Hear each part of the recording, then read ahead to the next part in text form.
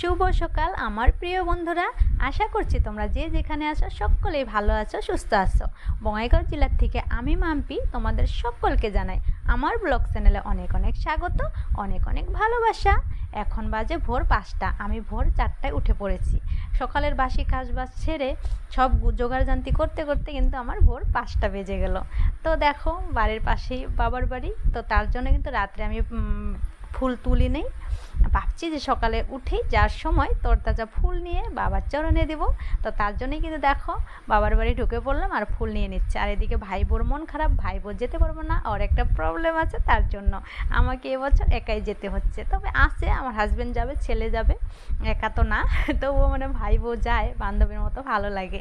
তো ও যেতে পারবে না, তো ওকে সকাল সকাল ডেকে তুলে দিয়ে তারপরে কিন্তু দেখো গেট খুলে আমি ফুল নিচ্ছি। আর এদিকে একটা নীলকণ্ঠ ফুলও পেয়ে গেলাম, ভালো লাগলো। বাবার তো খুব প্রিয় নীলকণ্ঠ ফুল, তার জন্য কিন্তু ভালো লাগলো মনটা। ধুতরা ফুল তো নিয়ে নিয়েছি, এখন আমি সোজা চলে যাব মন্দিরে।